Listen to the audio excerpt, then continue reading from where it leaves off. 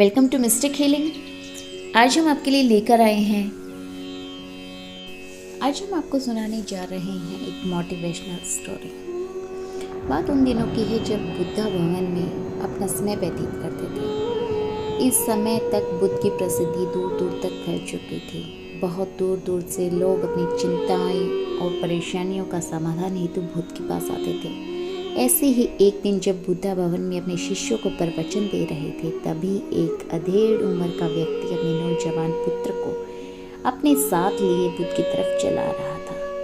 जब यह प्रवचन स्थल के पास पहुंच गए तो बुद्ध ने एक नज़र उन पर डाली और इशारे से बैठने के लिए कहा। जब प्रवचन समाप्त हो गए तब सभी लोग वहां से चले गए तो बुद्ध ने उस व्यक्ति को अपने पास बुलाया और बैठने के लिए कहा। वहाँ चारों तरफ हरियाली छाई हुई थी। मौसम बहुत सुहाना था और तरह तरह के पक्षियों की आवाज़ें भी गूंज रही थी। ऐसा नज़ारा देखकर उस व्यक्ति को अंदर से असीम शांति महसूस हो रही थी।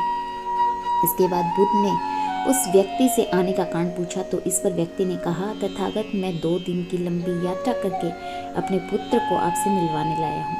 यह मेरा इकलौता पुत्र है और यह हर समय थका थका रहता है। ऐसा लगता है जैसे इसके अंदर कोई जान ही नहीं है। इसका स्वभाव भी काफ़ी चिड़चिड़ा हो गया है। अगर हम इससे कुछ भी कहते हैं तो यह हमारी छोटी छोटी बातों पर गुस्सा हो जाता है। इसके देखने की क्षमता भी उम्र से पहले ही कमज़ोर हो गई है। इसके बाल भी सफ़ेद पड़ने लग गए हैं। इतनी कम उम्र में इतनी बड़ी उम्र का लगना मुझे तो कुछ समझ नहीं आ रहा। तथागत, मैं अपने पुत्र के स्वास्थ्य को लेकर बहुत चिंतित हूँ। जब मैं अपने पुत्र को वेद जी के पास लेकर गया तो उन्होंने कुछ औषधि दी और कहा, अपने पुत्र को तनाव कम लेने के लिए कहो। वह अपने दिमाग में बहुत अधिक तनाव लेता है। उसकी ऐसी हालत हो गई है, लेकिन मैंने उसको बहुत समझाने के बाद भी तनाव का मतलब समझ नहीं आया। मुझे नहीं पता कि तनाव क्या होता है, यह किन कारणों से होता है और उसे कैसे अपने पुत्र के दिमाग से निकालूं। लेकिन मुझे सबसे पहले तो यह समझना है कि तनाव होता क्या है। इसीलिए तथागत, मैं आपके पास आया हूँ। कृपया आप मेरी समस्या का समाधान कीजिए। यह सुन बुद्ध उसके पुत्र को बड़े ध्यान से देखते हुए और उसके चेहरे को देखते, उसकी आंखों को देखते और फिर उसके हाथों की नब्ज को भी देखते हुए सारी विधि करने के पश्चात बुद्ध उस व्यक्ति से कहते हैं कि तनाव लेना तो कोई नहीं चाहता, लेकिन फिर भी यह तनाव लोगों के दिमाग में दीमक की तरह पकड़ लेता है और व्यक्ति जान भी नहीं पाता है वह तनाव में जी रहा है।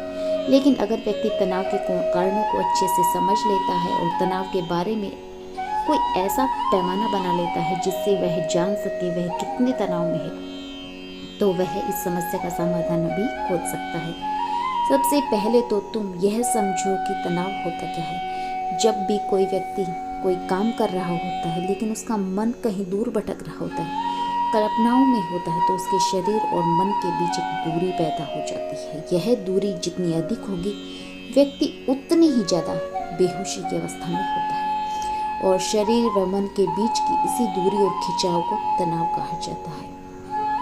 आखिर कोई पसंदीदा खेल खेलने के बाद व्यक्ति चुस्ती और प्रसन्नता से क्यों भर जाता है, जबकि उसने तो अपने शरीर को थकाया है। लेकिन समझने वाली यह बात है कि खेलते समय मन और शरीर एक साथ पूरी तरह उस खेल में केंद्रित होते हैं, जिससे शरीर और मन के बीच दूरी पैदा नहीं होती है और कोई तनाव पैदा नहीं होता है। अगर दिमाग में कोई तनाव है तो वह भी दूर हो जाता है। लेकिन इसके विपरीत जब हम कोई ऐसा काम करते हैं जो हमें पसंद नहीं आता है, तो हमारा शरीर तो उस काम को कर रहा होता है, लेकिन हमारा मन तो कहीं दूर कल्पना में भटक रहा है, जिससे शरीर और मन के बीच एक दूरी पैदा हो जाती है। तनाव ने जन्म ले लिया।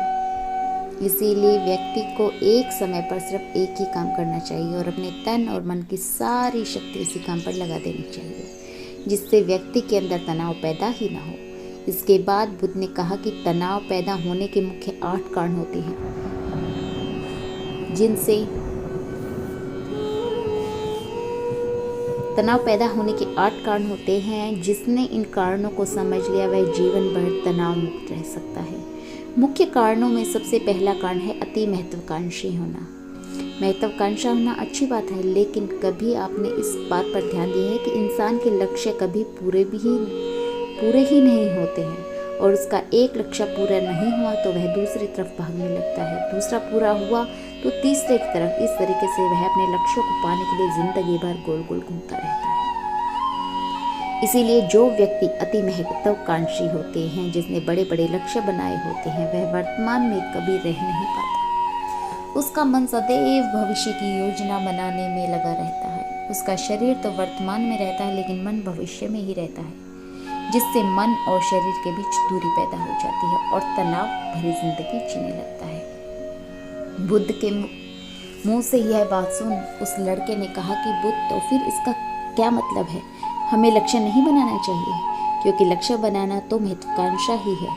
इस पर बुद्ध ने कहा, जीवन में लक्ष्य बनाना कोई गलत बात नहीं है, लेकिन समस्या तब उत्पन्न होती है जब वह अपना पूरा ध्यान उस लक्ष्य से मिलने वाले परिणाम पर ही लगा देते हैं और उसके परिणाम की चिंता कर रहे होते हैं। व्यक्ति तो वर्तमान में जीना चाहिए। आप लक्ष्य बनाइए और उस लक्ष्य की प्राप्ति के लिए कड़ी मेहनत करिए, लेकिन साथ ही साथ आपको इस बात का भी ज्ञान होना चाहिए कि आप अभी वर्तमान में जी रहे हैं और वर्तमान ही सत्य है। बुद्ध ने आगे कहा, तनाव का दूसरा कारण है ईर्ष्या। जब व्यक्ति ईर्ष्या और जलन से भर जाता है तो उसका मन अंदर से सड़ने लगता है। ईर्ष्या एक आंतरिक घाव है। आंतरिक घाव यानी कि मन का घाव। व्यक्ति के शरीर का घाव तो बढ़ जाता है, लेकिन मन का घाव कभी नहीं बढ़ता है। इसीलिए व्यक्ति को दूसरे की खुशी और तरक्की से कभी ईर्ष्या नहीं करनी चाहिए, क्योंकि ईर्ष्या तनाव का कारण होती है। बुद्ध ने तनाव का तीसरा कारण बताते हुए कहा कि आरुषिपूर्ण काम ना करना, इससे भी मन में तनाव पैदा होता है। जो काम करना हमें पसंद नहीं, जिस काम में हमारी रुचि ही नहीं, उस काम को करने से हमारा मन नहीं लग रहा है, तो हमारा शरीर तो वहीं बैठा है और मन कल्पनाओं में उड़ रहा है। तो इससे भी हमारे शरीर और मन के बीच में दूरी पैदा होती है और व्यक्ति तनावग्रस्त हो जाता है। इसलिए इंसान को हमेशा अपनी रुचि के अनुसार ही कार्य करना चाहिए। यह पता कर लेना चाहिए कि उसका कौन सा काम पसंद है, कौन से काम को वह अपने जीवन का लक्ष्य बनाना चाहता है।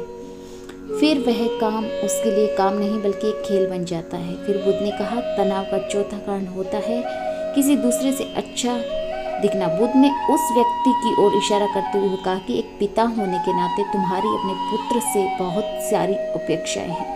तुम्हारा पुत्र एक बहुत ही कामयाब इंसान बने, तुम्हारा नाम रोशन करे जैसा तुम चाहते हो, उस तरह की अपेक्षाएं ना करें। तुम्हारी इन बातों को माने, लेकिन क्या आज तक कभी किसी की सारी अपेक्षाएं पूरी हुई हैं? जब भी कोई व्यक्ति किसी दूसरे से कोई अपेक्षा रखने लगता है तो वह अनजाने में उसके लिए तनाव पैदा करता है। जरा सोचो, अगर तुम्हारा बेटा तुम्हारे अनुसार काम नहीं कर रहा है और वह नहीं बन पाया जो तुम सोच रहे हो, तो निश्चित रूप से तुम्हारे दिमाग को तनाव तुम्हें पकड़ लेगा। तुम तनाव से भरा हुआ जीवन जीना शुरू कर दोगे। तुम ऐसा व्यवहार करोगे, ऐसी बातें करोगे कि तुम्हारा अपने पुत्र के साथ संबंध भी खराब हो सकता है। इसीलिए व्यक्ति को जितना हो सके उतनी कम अपेक्षाएं रखनी चाहिए। पूरी तरह से हम तनावमुक्त जीवन जी सकते हैं। बुद्ध ने कहा कि शारीरिक कष्ट भी इंसान के तनाव का कारण हो सकता है। जब व्यक्ति किसी शारीरिक पीड़ा से गुजर रहा होता है तो उसका पूरा ध्यान उस शारीरिक दर्द पर होता है और वह पूरे दिन बस उसी के बारे में सोचता रहता है, जिससे उसका मन दुख विचारों से भर जाता है। ऐसी स्थिति में व्यक्ति तनावग्रस्त रहने लगता है। उस व्यक्ति ने कहा कि हे बुद्ध, शारीरिक दुख तो किसी भी व्यक्ति को हो सकता है, लेकिन फिर क्या हुआ, व्यक्ति जीवन भर तनाव में ही जिएगा? इसका जवाब देते हुए बुद्ध ने कहा कि इंसान को यह बात समझनी चाहिए कि हमारा जीवन दुखों का आधार है। जैसे जैसे हमारा जीवन आगे बढ़ता है हमें दुख आते हैं, बीमारियां आती हैं, फिर अंत में मृत्यु भी आती है। तो बीमारियां इंसान के जीवन का अभिन्न अंग है, कोई इनसे बच नहीं सकता। बस किसी किसी के जीवन में यह समय से पहले आ जाती हैं और किसी के बाद में आती हैं। जब इंसान का मन इन सब बातों से अच्छे से समझ लेगा, फिर वह अपनी बीमारी के बारे में भी सोच कर तनाव में नहीं आएगा, क्योंकि यह हमारे जीवन का अभिन्न हिस्सा है। इसके लिए व्यक्ति को शारीरिक रूप से ही अभ्यास करते रहना चाहिए। अपने जीवन में व्यायाम, स्वस्थ जीवन शैली का अपना लेना चाहिए, ताकि उसका शरीर लंबे समय तक निरोगी रहकर सही तरह से काम करे। और तनाव का अगला कारण होता है योजनाओं को समझने के लिए समय न देना। कुछ लोगों के दिमाग में कोई विचार आया ही नहीं कि वह बिना सोचे समझे उस पर काम करना शुरू कर देते हैं। जब उस काम में हमें असफलता मिलती है तो वह तनाव से भर जाते हैं, क्योंकि उन्होंने उस काम को शुरू करने से पहले योजनाएं नहीं बनाई। इंसान को कोई भी कार्य शुरू करने से पहले योजनाएं अवश्य बना लेनी चाहिए। और अगला कारण है आलस्य। इंसान के शरीर का सबसे बड़ा शत्रु होता है आलस्य। इंसान आलस्य की वजह से आज के काम को कल पर टाल देता है, फिर काम को टालना उसकी आदत बन जाती है। काम को कल पर टालने के बाद उसके पास बहुत सारा काम हो जाता है, जिससे वह तनाव का कारण बनता है। तो हमें समय समय पर अपना काम कर लेना चाहिए और इस आदत से भी हम तनाव को दूर कर सकते हैं। तो यह बुद्ध ने उस इंसान को समझाया और उस व्यक्ति ने यह बातें सुनकर हाथ जोड़कर कहा, बुद्ध मेरा पुत्र तो अभी मात्र 20 वर्ष का ही है, इसमें अभी इतनी समझ भी नहीं है कि वह आपकी बताई सारी बातों को एक साथ पालन कर सके।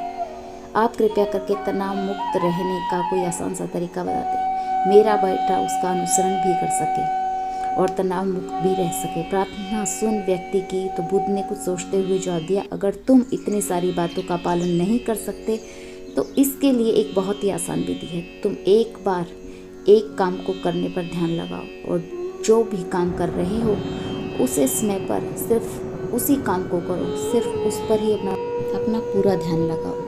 अगर तुम्हारा मन इधर उधर भटक जाता है तो जैसे ही तुम्हें याद आए फिर वापस उसी काम में लगा दो। यह सबसे आसान और अच्छा तरीका है तनाव मुक्त रहने का। जब तुम भोजन कर रहे हो तो उस समय सिर्फ भोजन ही करो, उसके पूरे स्वाद का आनंद लो, उसका अनुभव करो। जब चलो तब अपना पूरा ध्यान सिर्फ चलने में ही लगा दो। इससे तुम्हारा पूरा मन, तुम्हारा पूरा शरीर एक जगह पर केंद्रित रहेंगे और तनाव पैदा नहीं होगा। तो यह प्रयास अवश्य करना चाहिए। तो दोस्तों, इस कहानी से हमें यह सीख मिलती है कि हमें भी यह प्रयास करना चाहिए ताकि तनाव से मुक्ति मिल सके, क्योंकि हर कोई तनाव से जूझ रहा है। इसी के साथ हम करेंगे वीडियो का एंड। अगर आपको यह वीडियो पसंद आई हो, यह मोटिवेशनल स्टोरी पसंद आई हो तो लाइक और शेयर अवश्य करें। मिलेंगे बहुत जल्द एक नई वीडियो के साथ, नए टॉपिक के साथ। नमस्ते, लाइक शेयर एंड सब्सक्राइब। जय श्री राम।